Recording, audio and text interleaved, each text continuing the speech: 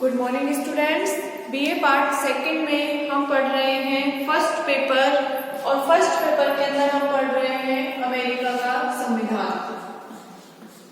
और अमेरिकी संविधान में हम पढ़ रहे हैं अमेरिका की जो कांग्रेस संसद है वहां की, उसकी एक सदन सीनेट, अमेरिकी सीनेट हम पढ़ रहे हैं।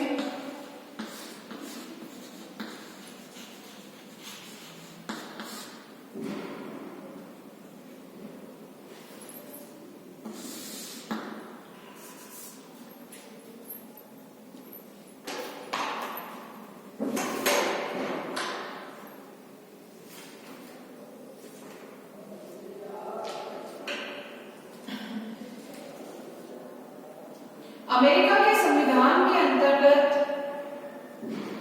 जो अमेरिका का कांग्रेस का सदन है सीनेट, वो आज विश्व का सबसे शक्तिशाली उच्च सदन है। और उसके क्या क्या कारण थे वो हमने पढ़ लिए, साथ ही उसके दोष जो थे वो भी हमने पढ़ लिए हैं। इसके बाद में एक लास्ट है टॉपिक कि क्या सीनेट सबसे शक्तिशाली द्वितीय सदन है। सीनेट जो है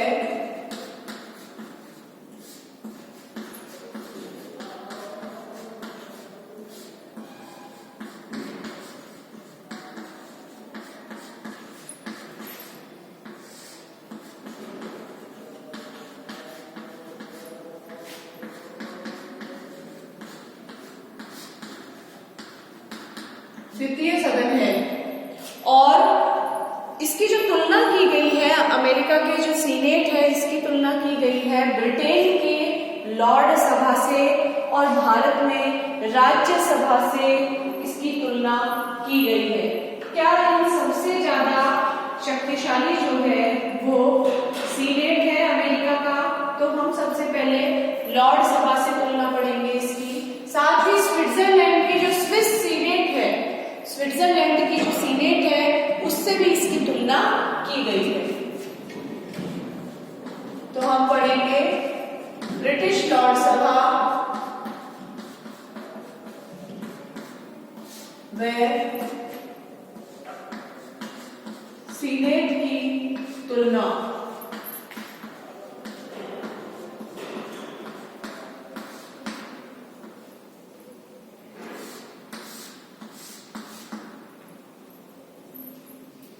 ब्रिटिश लॉर्ड सभा व सीनेट की तुलना।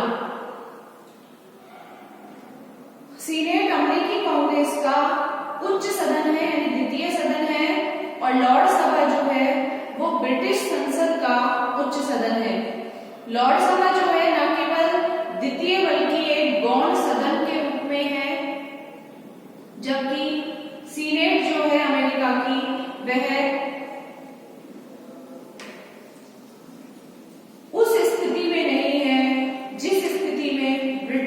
लॉर्ड सभा की है, क्योंकि ब्रिटिश लॉर्ड सभा जो है उसके पास इतनी शक्तियां नहीं है, इतनी पावर नहीं है कार्य करने की जितनी शक्तियां अमेरिका की सीनेट के पास है। अमेरिका की सीनेट सबसे पहले राज्यों से चुनी जाती है, जबकि ब्रिटिश लॉर्ड सभा जो है वो पीएलओ के माध्यम से बनी है, राजा के जो विश्वास पात्र हैं उनके द्वारा बनी है, राजा के जो परिवारजन के सदस्य हैं, निकट सगे संबंधी हैं, उनके द्वारा बनी है, नगर के जो रेपुटेटेड लोग हैं उनके द्वारा बनी है, जबकि सीनेट जो है वो राज्यों से चुनकर आई है, वोट डाल के जनता ने इसे चुनकर भेजा है। तो दोनों की शक्तियों में अंतर होगा। तो सबसे पहली है व्यवस्थापन शक्तियों के क्षेत्र में।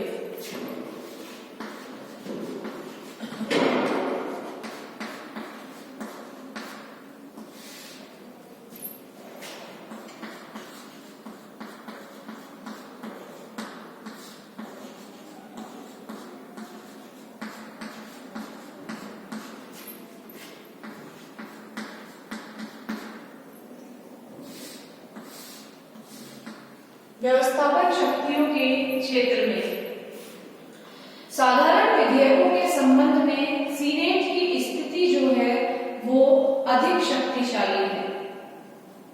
सीनेट की जो स्थिति है वो साधारण विधेयकों में ज्यादा शक्तिशाली है, और जहां तक प्रस्तुतिकरण का प्रश्न है, दोनों की स्थिति एक जैसी है, क्योंकि दोनों में ही साधारण विधेयकों का प्रस्तुतिकरण हो सकता है। साधारण विधेयकों के संबंध में ब्रिटेन की जो लॉर्ड सभा है उसको भी वही शक्तियां प्राप्त है जो कि अमेरिका की सीनेट को प्राप्त है। अमेरिका की जो सीनेट है उसकी परमिशन के बिना कोई भी विधेयक जो है पारित नहीं होता है, स्वीकृति के बिना। लेकिन लॉर्ड सभा के साथ ऐसा नहीं है, उसकी स्वीकृति के बिना विधेयक पारित हो सकते हैं। तो लॉर्ड सभा के पास व्यवस्थापन क्षेत्र में इतनी ज्यादा शक्ति नहीं है जितनी सीनेट के पास है।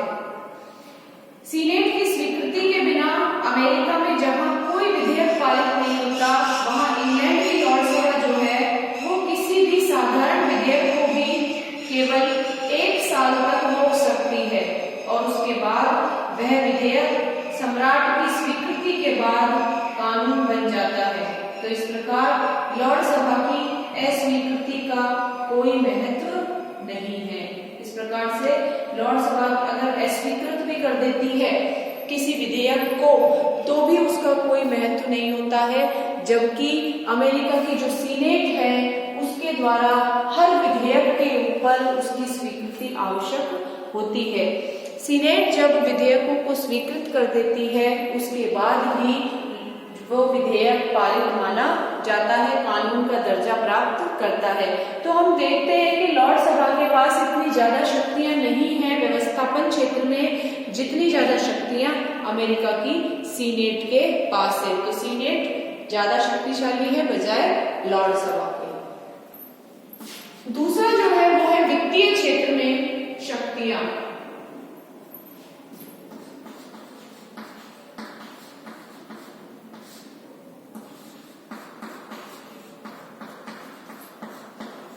वित्तीय शक्तियों के क्षेत्र में, वित्तीय क्षेत्र में जो शक्तियां हैं, वित्त विधेयक न तो लॉर्ड सभा में प्रस्तुत किए जाते हैं और न ही सीनेट में प्रस्तुत किए जाते हैं, परंतु लॉर्ड सभा जहां उनमें कोई परिवर्तन नहीं कर सकती वहां सीनेट केवल प्रारंभिक धारा को छोड़कर वित्त विधेयकों के संपूर्ण स्वरूप को बदल सकती है। वित्त विधेयकों के क्षेत्र में भी अमेरिका की जो सीनेट है उसको थोड़ी सी ज्यादा शक्ति प्राप्त है। सबसे पहले तो एक कॉमन बात दोनों के अंदर है कि दोनों में ही जो वित्त विधेयक है वो प्रस्तावित नहीं किए जाते हैं। अमेरिका के अंदर तो प्रतिनिधि सदन में किए जाते हैं और ब्रिटेन के अंदर लोक सदन में किए जाते हैं, कॉमन सभा में किए जाते हैं। तो इस तरह से जो प्रस्तावित करना है विधेयक को, वित्त विधेयक को, वो तो दोनों ही सदनों में नहीं होता है, न सीनेट में न लॉर्ड सभा में। लेकिन लॉर्ड सभा वित्त विधेयक को 1 माह तक बस रोक सकती है, इसमें कोई फेरबदल नहीं कर सकती है, सिर्फ अपने सुझाव दे सकती है, मानना नहीं मानना लोक सदन की ऊपर है। लेकिन अमेरिका के अंदर जो सीनेट है वो अपने जो वित्त विधेयक होते हैं उनको सिर्फ उनके स्वरूप को पूरा बदल सकती है, बस वो प्रस्तावित नहीं कर सकती, शुरुआत नहीं कर सकती है वित्त विधेयक का, भले उसके पूरा जो स्वरूप है बल्कि उसके पूरे स्वरूप के अंदर परिवर्तन कर सकती है। लॉर्ड सभा वित्त विधेयक को 1 महीना रोक सकती है। अमेरिका में जब तक दोनों सदन किसी विधेयक के विषय में एकमत ना हो तब तक यह संभव नहीं है कि वह विधेयक कांग्रेस में पारित समझा जा सके। इस प्रकार वित्त विधेयकों के संबंध में लॉर्ड सभा का जो अधिकार है वो विलंब का निषेध अधिकार है, जबकि सीनेट का अधिकार पूर्ण निषेध अधिकार है। कि लॉर्ड सभा जो है वो वित्त विधेयकों को सिर्फ विलंब में कर सकती है, उनको देरी कर सकती है उनमें, और कुछ भी नहीं कर सकती है। अगली जो इसमें शक्ति है तीसरी, वो है संविधान संशोधन के क्षेत्र में।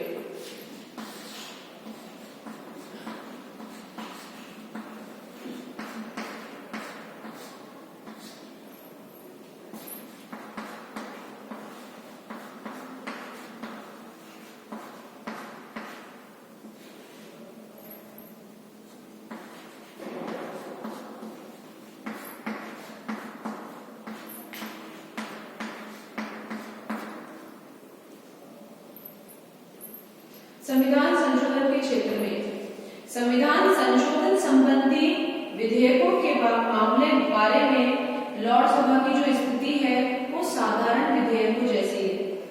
विधेयकों का प्रस्तुतिकरण लॉर्ड सभा व कॉमन सभा दोनों में ही हो सकता है, पर अंतिम निर्णय जो है वो कॉमन सभा के हाथ में ही रहता है। यानी कि संविधान संशोधन के बारे में उन विधेयकों के संबंध में लॉर्ड सभा की स्थिति जो है वो साधारण विधेयकों जैसी है कि सिर्फ विधेयकों का प्रस्तुतिकरण लॉर्ड सभा में कॉमन सभा दोनों में हो सकता है, पर अंतिम निर्णय जो है वो कॉमन सभा के पास है। इसके विपरीत सीनेट की स्थिति जो है वो ज्यादा शक्तिशाली है, क्योंकि सीनेट को संविधान संशोधन के मामले में अमेरिका का जो दूसरा सदन है प्रतिनिधि सदन उसी के समान अधिकार प्राप्त है। बिल्कुल इक्वली उसको अधिकार जो है राइट्स जो है वो प्राप्त होते हैं अमेरिकी सीनेट को प्रतिनिधि सदन के।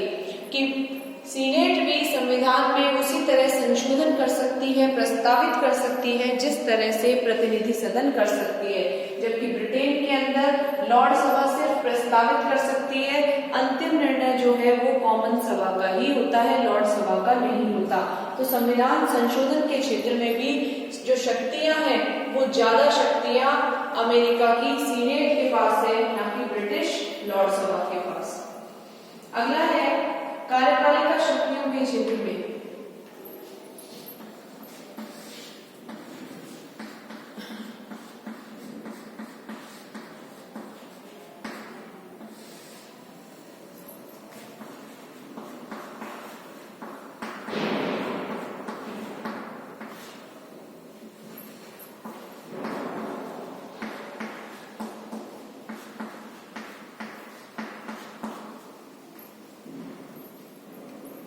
कार्यपालिका शक्तियों के क्षेत्र में सीनेट को संधियों के पुष्टिकरण का अधिकार है। राष्ट्रपति द्वारा जो नियुक्तियां की जाती है अमेरिका में उनके पुष्टिकरण का अधिकार है, उनको समर्थन देने का अधिकार है।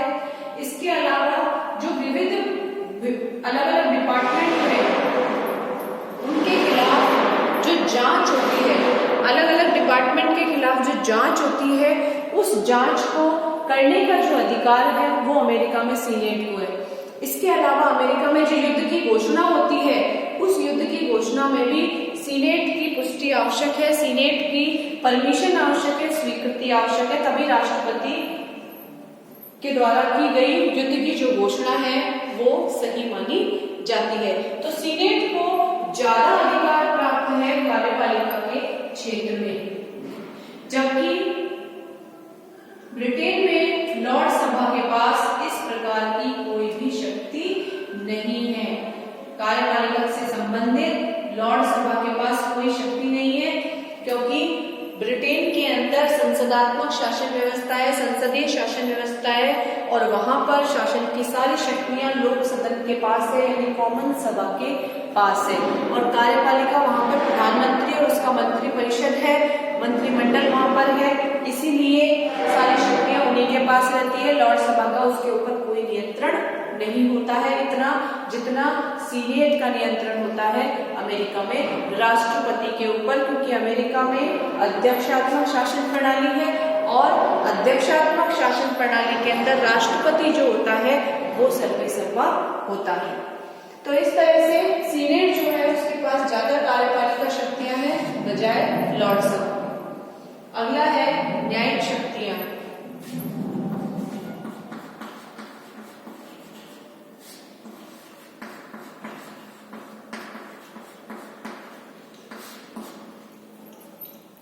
न्यायपालिका के क्षेत्र में भी, न्यायिक क्षेत्र में भी सीनेट और लॉर्ड सभा की तुलना की जाए तो लॉर्ड सभा की स्थिति जो है वो ज्यादा महत्वपूर्ण है, क्योंकि लॉर्ड सभा लंबे समय तक ब्रिटेन में एक अपीलीय न्यायालय का काम कर रही थी, जबकि सीनेट को अमेरिका के अंदर ऐसा कोई स्तर प्राप्त नहीं है। सबसे पहले लॉर्ड सभा के बारे में आपको बता दूं, लॉर्ड सभा के अंदर जो मेंबर होते हैं वो नगर के जो प्रतिष्ठित व्यक्ति हैं वो होते हैं, नगर जन होते हैं, जो चर्च के अधिकारी हैं वो होते हैं, कैनन होते हैं, पियर होते हैं, ये सारे इसमें होते हैं। इसके अलावा राजा के सगे संबंधी होते हैं। तो बहुत मतलब वयोवृद्ध जो लोग हैं और प्रतिष्ठित जो समाज के लोग हैं वो लॉर्ड सभा के अंदर होते हैं। तो एक बहुत लंबे टाइम तक जब राजतंत्र था ब्रिटेन के अंदर, ऐसे समय में जो लॉर्ड सभा थी वो न्याय करने का काम करती थी, क्योंकि सभी समाज के जो बड़े लोग थे वो उसमें थे,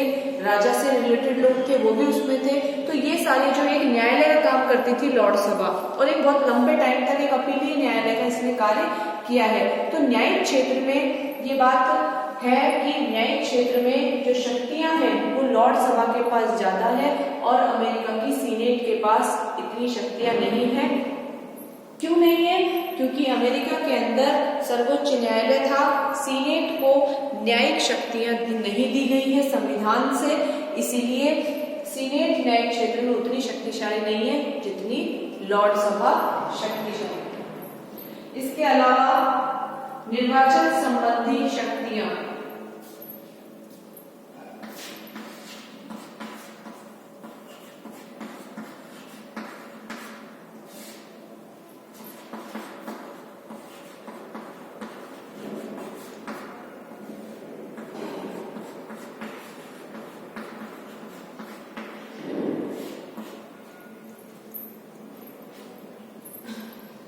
सीनेट के सदस्य जनता द्वारा प्रत्यक्ष निर्वाचित होते हैं, जबकि लॉर्ड सभा के सदस्यों का मनोनयन होता है तथा अधिकांश सदस्य वंश परंपरा से सदस्य बन जाते हैं। लॉर्ड सभा जो होते हैं वो जनता के द्वारा नहीं चुने जाते हैं, उसके सदस्य वो सदस्य वंशानुगत होते हैं और वंश के आधार पर, वंश परंपरा से वो सदस्य बन जाते हैं, जबकि सीनेट के जो सदस्य हैं वो जनता के द्वारा प्रत्यक्ष रूप से निर्वाचित होते हैं। इसके अलावा अगला है राजनीतिक महत्व, सातवां है राजनीतिक महत्व।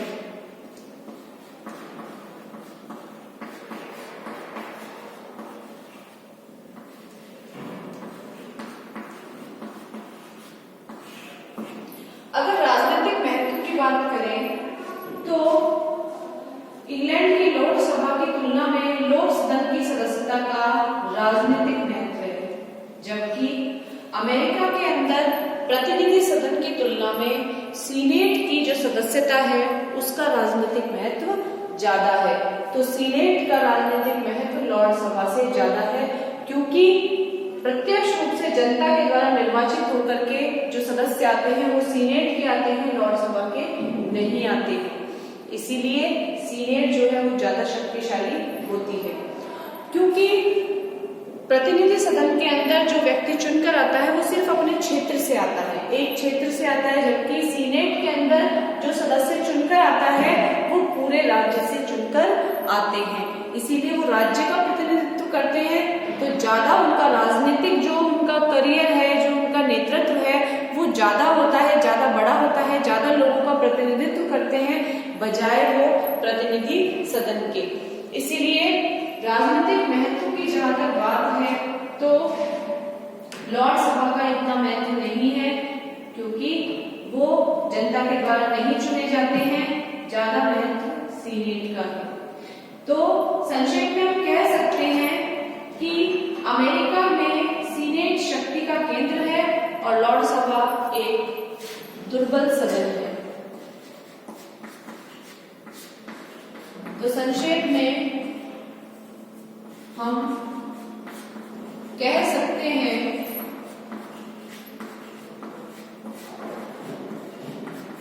कि लॉर्ड सभा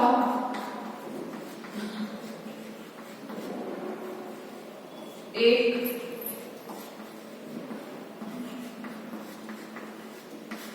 दुर्बल सदन है, जबकि सीनेट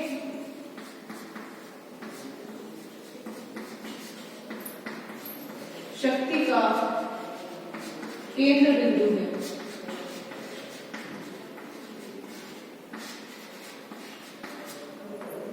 नोट कर लीजिए आप इसे।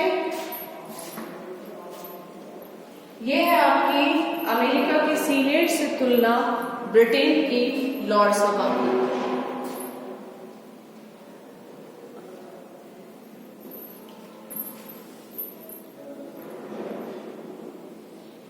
इन चीजों को देख के लगता है कि ब्रिटेन की लॉर्ड सभा इतनी शक्तिशाली नहीं है जितनी अमेरिका की सीनेट है।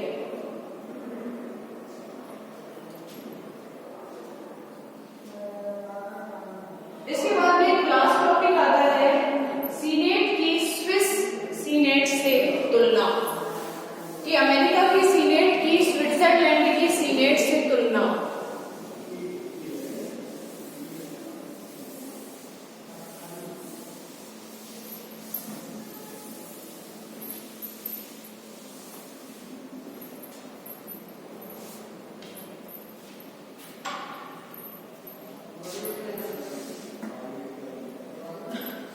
अमेरिकी सीनेट की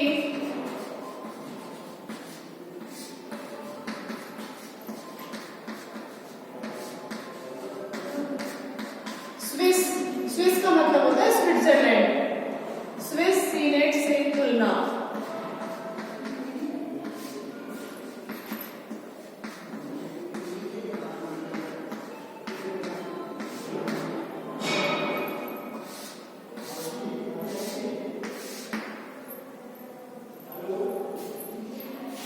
संविधान के अनुसार स्विट्जरलैंड में दोनों सदनों को समान शक्तियां हैं।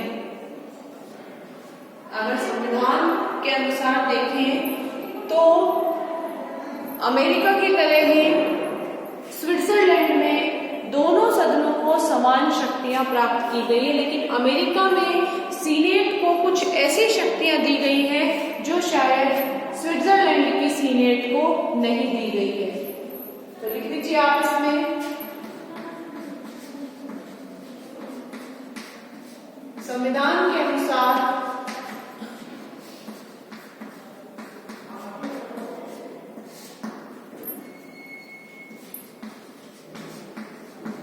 स्विट्जरलैंड में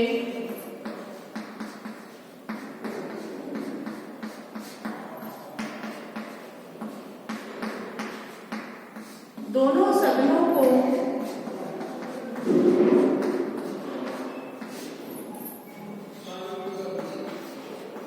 समान शक्तियां प्राप्त है।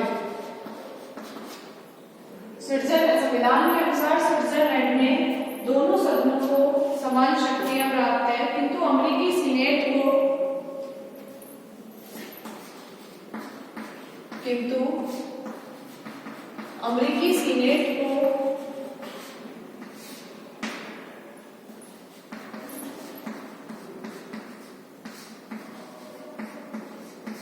युद्ध की घोषणा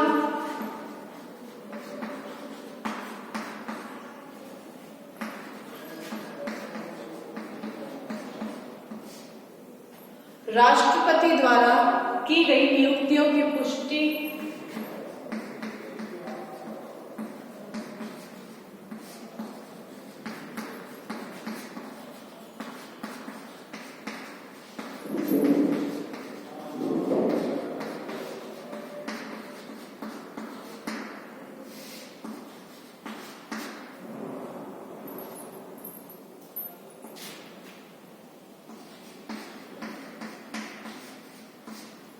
की गई नियुक्तियों की पुष्टि, संधिकरण की पुष्टिकरण,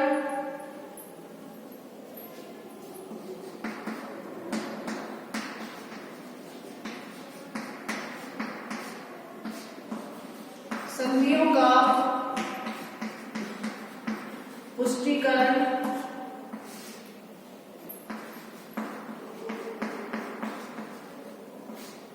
इत्यादि शक्तियां प्राप्त है।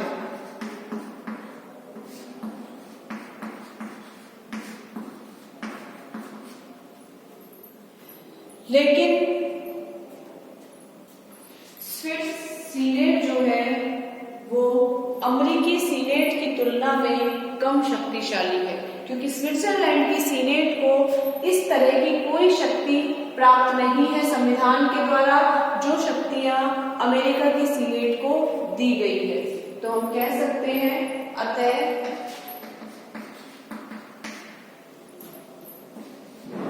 अमेरिकी सीनेट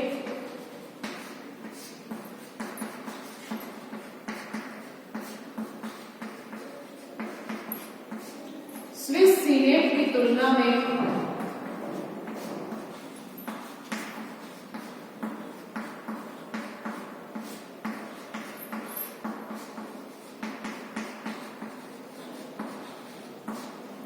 अधिक शक्तिशाली है।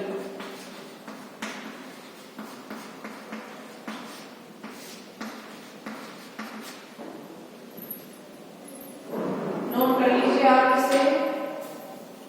अमेरिका की जो सीनेट है वो स्विस सीनेट की तुलना में अधिक शक्तिशाली है, ज्यादा शक्तिशाली है।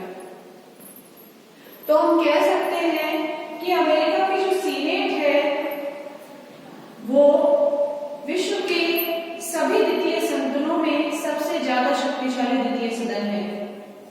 और इससे स्पष्ट है कि विश्व के अधिकतर उच्च सदन जो है अपनी शक्तियां खो बैठे हैं और सिर्फ संवैधानिक प्रतिष्ठा के ही हकदार रह गए हैं।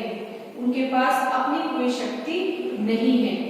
विश्व के द्वितीय सदनों की शक्ति के हास के बावजूद, उसके पतन के बावजूद अमेरिकी जो उच्च सदन है सीनेट ने विपरीत प्रवृत्ति दिखाई है। उसकी शक्तियां जो है वो कभी खत्म नहीं हुई, कम नहीं हुई, बल्कि उनमें वृद्धि ही हुई है, वो बढ़ी ही है। विश्व के अन्य द्वितीय सदन द्वितीय श्रेणी के सदन बन गए हैं, जबकि अमेरिकी सीनेट ने प्रथम सदन का स्थान ले लिया है। और मुनरो का ये कथन सत्य प्रतीत होता है कि ऐसा समय न कभी हुआ और न कभी आएगा जब कांग्रेस के दूसरे सदन का दूसरा दर्जा हो जाए। सीनेट का वह अंत होने की संभावना नहीं दिखती जो दूसरे सदस्यों के उच्च सदनों का हुआ है, क्योंकि सीनेट की जो संवैधानिक शक्तियां हैं वो सबसे ज्यादा महत्वपूर्ण है। और ब्राइस जो है, प्रोफेसर ब्राइस ने भी कहा है कि अमेरिका का जो सीनेट है वो विश्व का सबसे शक्तिशाली द्वितीय सदन जो है वो माना जाता है। तो आज हमारा ये अमेरिकी सीनेट जो है, अमेरिका का द्वितीय सदन, उच्च सदन जो है वो कंप्लीट होता है, पूरा होता है। तो इस तरह से हमने अमेरिकी कांग्रेस यानी कि संसद जो है अमेरिका की, उसके दोनों सदनों का अध्ययन कर लिया। दोनों सदन हमने पढ़ लिए हैं। पहला था प्रतिनिधि सदन, हाउस ऑफ रिप्रेजेंटेटिव, और दूसरा है अमेरिकी सीनेट यानी कि सीनेट। और हमने दोनों का ही डिटेल में अध्ययन कर लिया है। आपके एग्जाम में इसके ऊपर क्वेश्चन भी आता है कि अमेरिका में दोनों सदनों में से सबसे ज्यादा शक्तिशाली सदन कौन सा है, शक्तियां किस सदन के पास सबसे ज्यादा है। तो इस तरह के जो क्वेश्चंस हैं वो आपके एग्जाम में आते हैं। साथ ही दोनों सदनों की शक्तियां आ सकती है, दोनों सदनों का डिटेल से आ सकता है, या फिर ये भी आ सकता है कि अमेरिकी कांग्रेस को समझाइए।